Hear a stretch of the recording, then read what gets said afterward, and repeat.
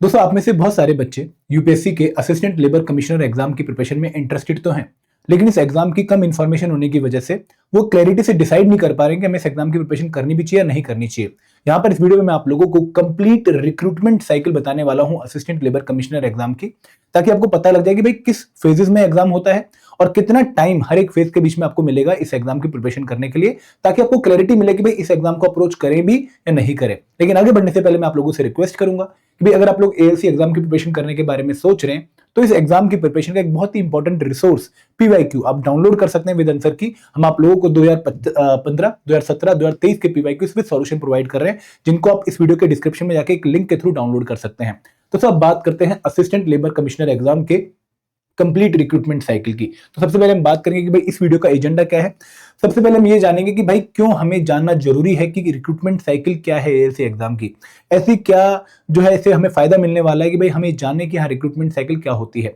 फिर हम बात करेंगे कि भाई कंप्लीट रिक्रूटमेंट साइकिल है क्या, और फिर हम ये भी देखेंगे कि इस टाइम पर जब हम 2025 दिसंबर में खड़े हैं तो क्या सिचुएशन है और हम कब तक नोटिफिकेशन एक्सपेक्ट कर सकते हैं। तो ये पूरी चीजें हम कवर करने वाले हैं इस वीडियो में। हम शुरुआत करते हैं इस वीडियो की। सबसे पहले दोस्तों हम ये कवर करेंगे कि भाई why we should know about the complete recruitment cycle for ALC exam.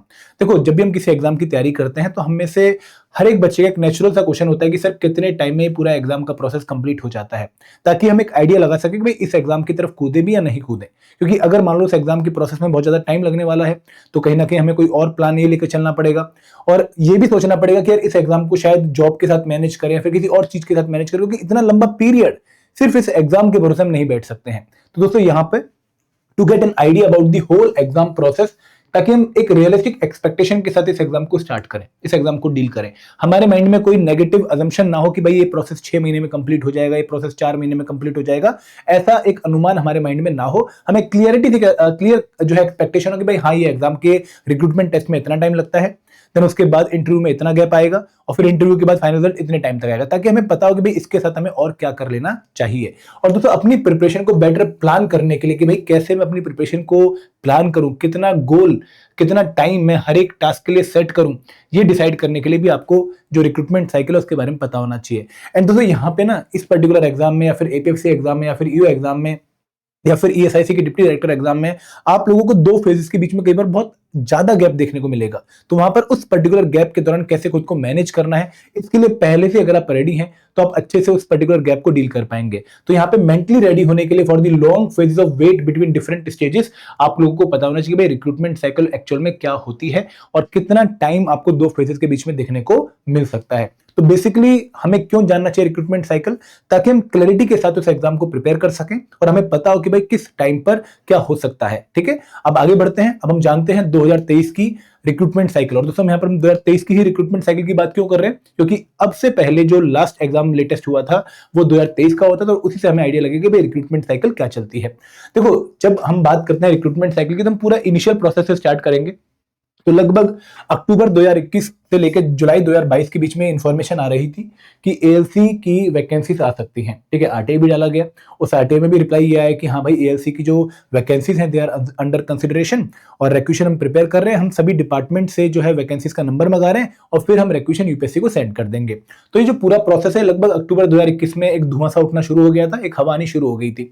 उसके बाद यूपीएससी को रिक्वेशन कब गया, लगभग जुलाई 2022 के आसपास जो है रिप्लाई आया कि भाई हाँ हमने यूपीएससी को रिक्वेशन भेज दी है और now they will be releasing the notification soon, और उसके बाद हम एग्जाम प्रोसेस चालू होता हुआ देखेंगे। तो यहाँ पे इस पर्टिकुलर टाइम पर लगभग 9 महीने के बाद हमें बेसिकली ये इंफॉर्मेशन मिली कि हाँ अब रिक्वेशन यूपीएससी के पाले में चली गई है और यूपीएससी के पास अब जिम्मेदारी है रिलीज करने की नोटिफिकेशन को। और दोस्तों यूपीएससी ने 12 नवंबर 2022 लगभग 3-4 महीने के गैप के बाद एएलसी की नोटिफिकेशन रिलीज करी और 29 वैकेंसीज की नोटिफिकेशन यूपीएससी ने रिलीज करी। इन द मीनवाइल अगर हम इस पर्टिकुलर पीरियड से पहले वाला पीरियड देखें तो सितंबर 2022 में 42 लेबर इन्फोर्समेंट ऑफिसर की वैकेंसीज की नोटिफिकेशन भी यूपीएससी रिलीज कर चुका था।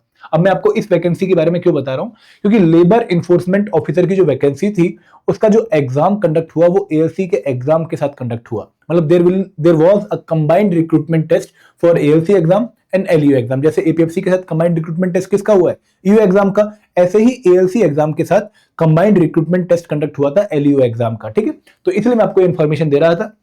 12 नवंबर 2022 को एएलसी की नोटिफिकेशन यूपीएससी ने रिलीज करी फॉर 29 वैकेंसीज और 1 दिसंबर जो है लास्ट डेट थी फॉर्म फिल करने की।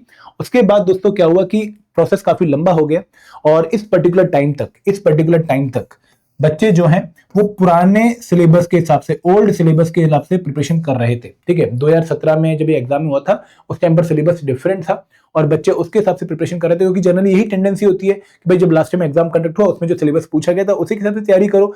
लेकिन यहाँ पे यूपीएससी ने एक ऐसा अनएक्सपेक्टेड जो है चेंज बच्चों के सामने एग्जाम से बहुत जो है कम ड्यूरेशन पहले डाल दिया ताकि बच्चे परेशान हो जाएं और उसका बच्चों को खामियाजा भुगतना भी पड़ा, क्योंकि बहुत सारे बच्चे पुराने सिलेबस के हिसाब से प्रिपेयर कर रहे थे।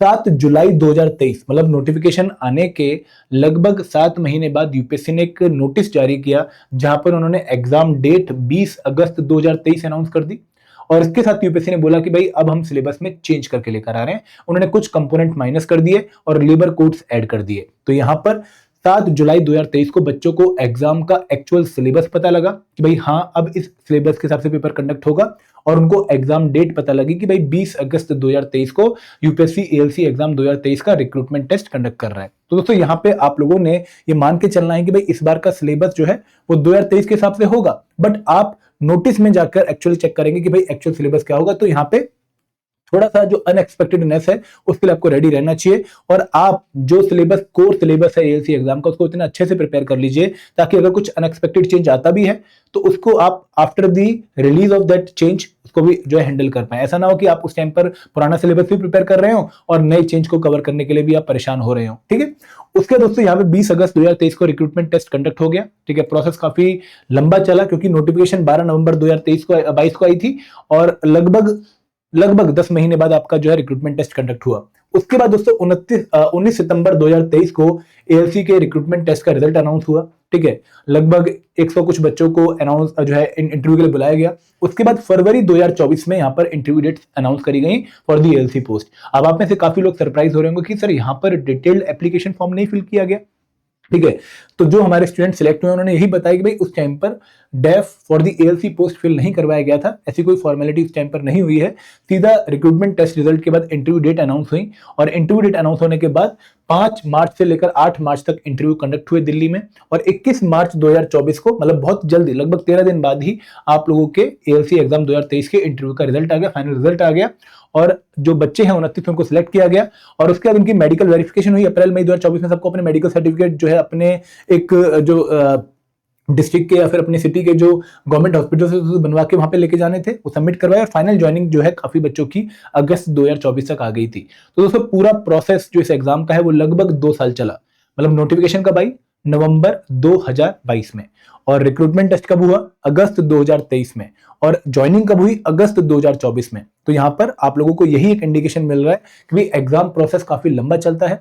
नो डाउट एग्जाम में सिर्फ 2 ही स्टेजेस हैं, रिक्रूटमेंट टेस्ट और इंटरव्यू, लेकिन फिर भी क्योंकि यूपीएससी का ये जो है टॉप प्रायोरिटी एग्जाम नहीं है लाइक सिविल सर्विस एग्जाम या फिर सीएपीएफ सीडीएस एग्जाम या फिर इंडियन इंजीनियरिंग सर्विस एग्जाम, तो इसलिए यूपीएससी यहाँ पे थोड़ा सा जो है डिले चलता है यहाँ पर और इस वजह से आपको एग्जाम की साइकिल काफी लंबी देखने को मिलती है। तो जो बच्चे 2025 या फिर 2026 या फिर 2027 में एएलसी एग्जाम को प्रिपेयर करने के बारे में सोच रहे हैं उनको मैं यही कहना चाहूंगा कि भाई this exam should not be your plan A. आप इसी एग्जाम को मेन एग्जाम मान के प्रिपेयर मत करो, ये आपका प्लान बी होना चाहिए। प्लान है आपका ऐसा एग्जाम होना चाहिए जिसके बारे में आपको श्योरिटी है कि भाई ये इस टाइमलाइन के हिसाब से, इसी रेगुलरिटी के हिसाब से, इसी फ्रीक्वेंसी के हिसाब से, इसी टाइम पर होगा, उसको आपको टारगेट करना चाहिए और ये आपका साइड बाय साइड चलना चाहिए। ठीक है, अब दोस्तों यहाँ पे हम करंट सिनेरियो को भी एक बार देख लेते हैं। अगर हम पिछली साइकिल से कंपेयर करके करंट सिचुएशन देखें तो इस टाइम पर हमारा जो पीरियड चल रहा है वो कहीं ना कहीं आप लोगों को ये वाला पीरियड देखने को मिलेगा अक्टूबर 2021 से लेकर जुलाई 2022, मतलब preparing of requisition by the ministry, क्योंकि यहाँ पर अभी वैकेंसीज जो है फाइनलाइज की जा रही हैं और रिक्वेशन एएलसी की प्रिपेयर की जा रही है बाय द मिनिस्ट्री।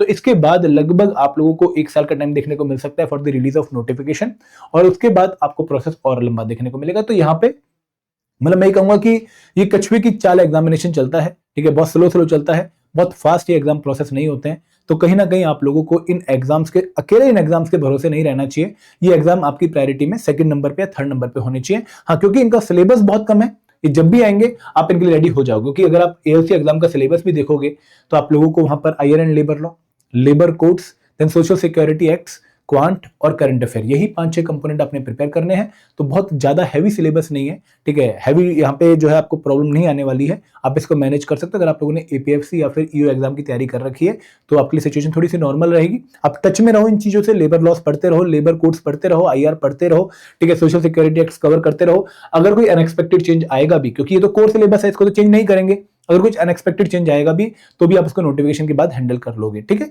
तो यहाँ पे ये आपके लिए एक वीडियो मैंने बनाई थी ताकि आप लोगों को क्लियर कट आइडिया मिल जाए कि भाई कैसे रिक्रूटमेंट साइकिल चलती है, ठीक है। ये सारी इन्फॉर्मेशन मैंने जो लोग सिलेक्ट हुए हैं उन्हीं के माध्यम से जो है कैटर करी है, क्योंकि उनके साथ हम भी थे, तो जहां पे डाउट हुआ मैंने उनसे पूछ भी लिया। तो आई होप आपको अभी क्लैरिटी हेल्प करेगी ये चूज करने में कि भाई आपको इस एग्जाम को किस तरीके से हैंडल करना चाहिए। This is all from my side, thank you very much, जय हिंद, जय भारत।